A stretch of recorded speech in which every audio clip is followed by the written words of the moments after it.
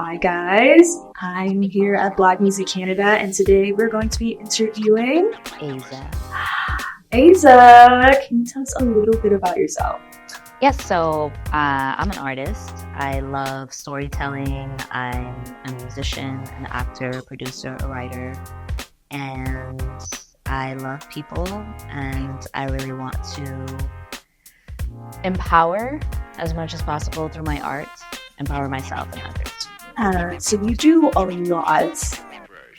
Look you up. You have been an actor, a voice actor, a producer. I mean, you've been on Jupiter's Legacy, Working Moms, those like Netflix shows. Yeah. And you've also been on Journey and Jazzy. So you can see that. But what drew you to music? Music for me, it's the first love. It's actually what connected me to acting because I was introduced to acting through musicals. Really? So when I auditioned to go study theater, I thought theater was musicals. And then when I got into the program, I was like, where's the music at?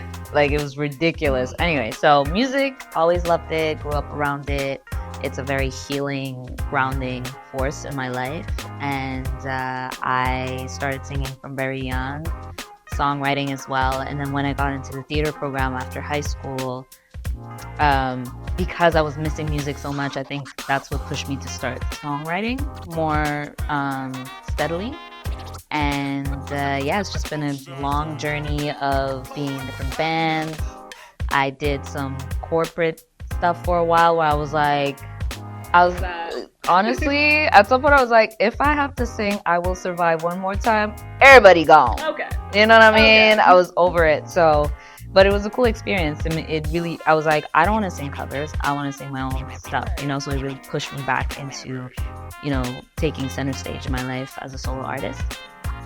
And yeah, so I guess that's how music started. And it's been a really beautiful journey so far. Yeah, I saw recently, you just got accepted into the Grammys. How does that feel? It feels amazing. So it's basically now I'm a member of the Recording Academy, which means that I can vote.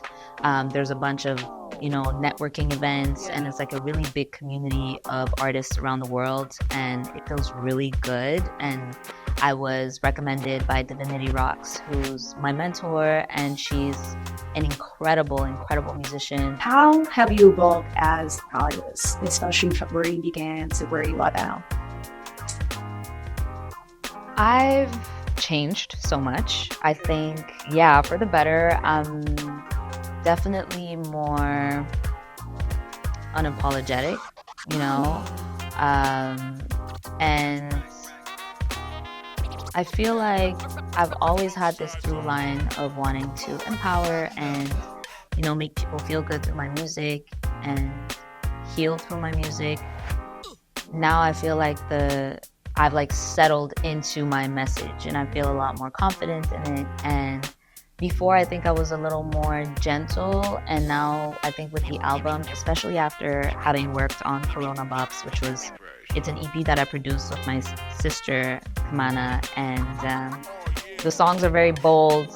There's a song called No Kids. There's a song called If You Pay Me. It's like electro Caribbean infused music, and I feel like that really opened something up for me, and it kind of brought the bite that I have in my day-to-day but that I hadn't yet expressed through my music, because I really wanted to be bringing people together gently, but there is a more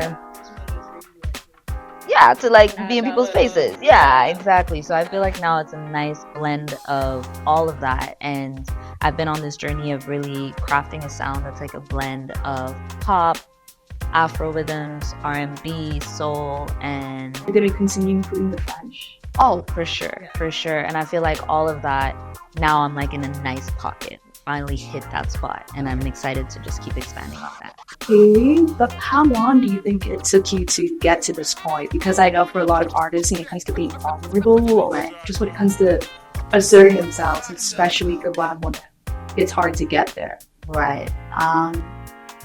I'd say it's still ongoing, that's what's cool is every day I'm growing, learning, evolving. It took took some years, of exploration, singing a bunch of pop tunes that I was like, like if it doesn't mean something to me, I don't see a point, and that's another thing. I feel like I know who I am, and I really want to keep sharing more of my story with the world.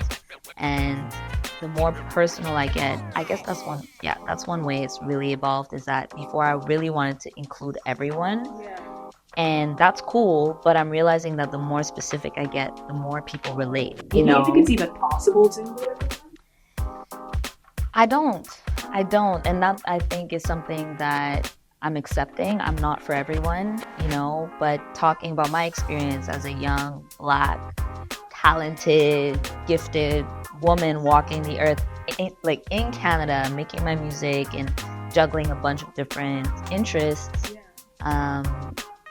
It's fun. It's fun to share that perspective, and I feel like people have been very receptive to it. So definitely. I mean, you've had a lot of accomplishments as a police. Definitely, I truly believe it's only up from here. But other than that, have you faced any other challenges being a Canadian artist specifically, especially compared to the US, where do you think the artists have it easier, or? I'm not sure they have it easier, but there's definitely like a wider market for Black music in the US. I think being an independent artist already has its own set of challenges. And the path that I've been on is just like, no matter what, it's like I've been trained to handle my business myself, I think it's gonna lead to really cool opportunities to guide other artists and just to retain that, how can I say it?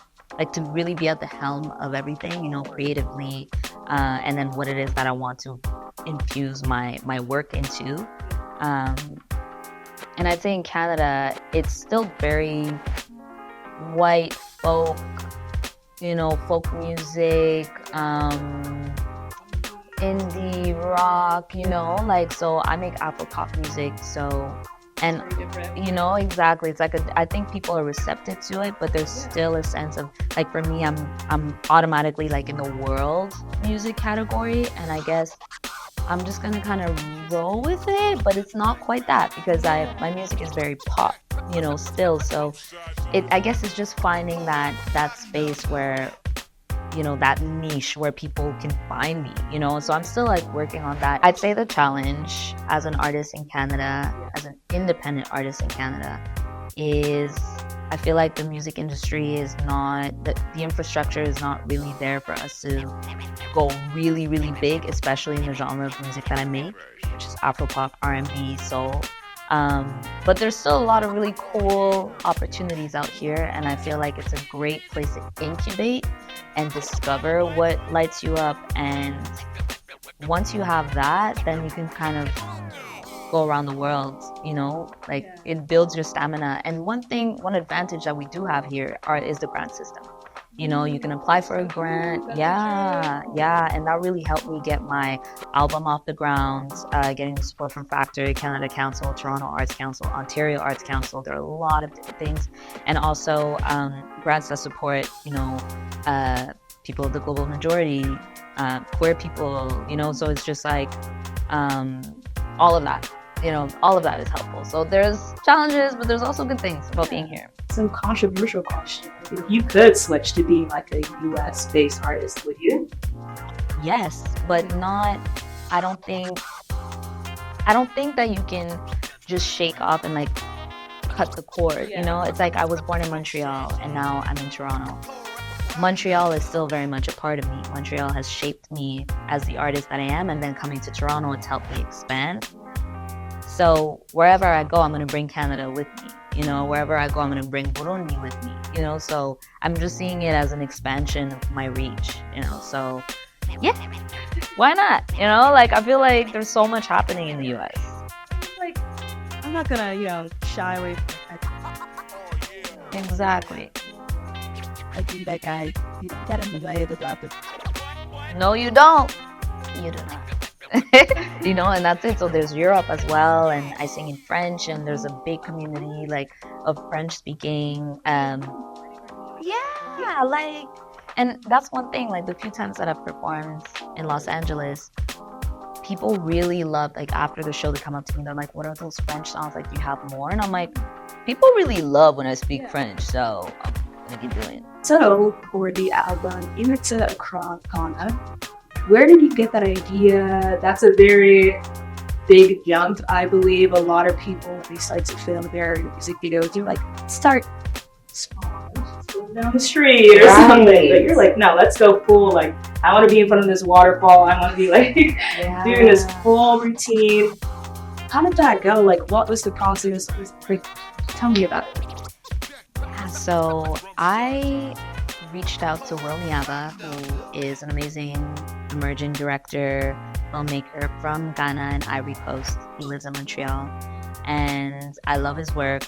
And once the recording portion of the album was done, I was like, I want to work with someone with who I can build visually. So not just do one video here with someone, one video there. I wanted it to feel cohesive.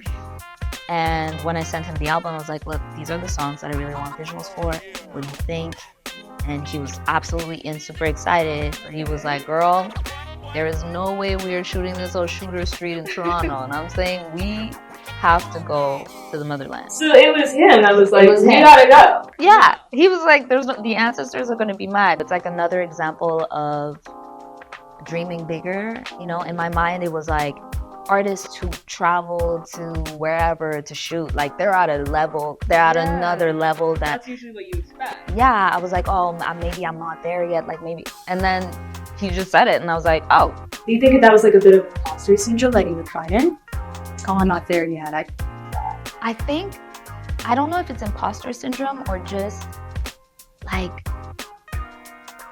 it's because as soon as he said it, I was like, oh my God, yeah, you know. Okay. It's just a question of seeing bigger for yourself, like just seeing bigger for yourself. And sometimes you need somebody else to be like, hey, there's more out there for you, you know. So no, but as soon as he said it, we were like, oh my God, yes, that's what we need to do. And at first I was, you know, because I'm Burundian, so I'm East African, and both my parents are from Burundi, and Accra is in West Africa. And I was just like, should we shoot in Burundi? And, you know, just to like really connect everything. But he had a whole crew there. It was just perfectly laid out, and I prayed on it, and it was just like, hey, just go to Ghana, enjoy your time. And it was insane. Honestly, it was like next level pop star experience. Really? Yeah, I was like, whoa. Yo, you know what? Hey, we'll get you a proper seat, if, you know. But it was like we shot 3 music videos in 2 weeks, and yeah, no, it was crazy. And so it was my partner, Christopher, who's also my producer. We worked together on Real Blackity Talk, my series.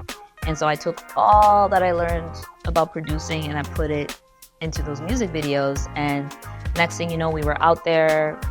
It's like when we hopped on the plane on our way there, that's when I was like, okay, we're crazy. Because like, I don't know, I've never... I can't get off, so now I have to actually fully go through with everything. Exactly. And it's a different rhythm out there, you know? And like, but people showed up. I remember many moments on set looking around being like, there's 75 people on set right now. And I'm like, they're there because they want this to be great. You know, people that I've never met before. Yeah, it was just such an amazing experience. Does that ease you into the process more? Oh yeah, 100%. And it's very humbling, and it empowered me too, because, you know, sometimes as an artist, it's like, why me? You know, what do I have to say that other people haven't said already? Or, you know, there can be that feeling of like, you know, I have to connect with just a deeper sense of purpose. And this reminded me that, you know, just by virtue of having a vision, I wrote a song and decided I wanted to put visuals to it. All these people have gifts, you know, someone it's sound, someone it has to do with styling, someone it has to do with making sure that the road is blocked. Like, it brings people together to create something beautiful, and everyone gets to contribute something. And so it's like a communal experience. To have a vision brings people together, and that, it really cemented that for me when I was out there. I was like, okay, no, this is needed. CBC show. Yeah. There we go. How did you come up with that? Because you do that with your sister. Come on. Yeah. So the pandemic hit. My sister and I were living together at the time in Midtown Toronto, and we started an Instagram live show like everybody else at the time. It was called DNA Unscripted. So yeah, and so at the time she went by her first name, which is Diane. So it was like D and Aiza, DNA Unscripted. So we would just go on, talk about anything, and people tuned in. Like, people legit tuned in weekly, and we felt really connected to our people. And we're like, we had such a rush of adrenaline and excitement. And yeah, and I'm a big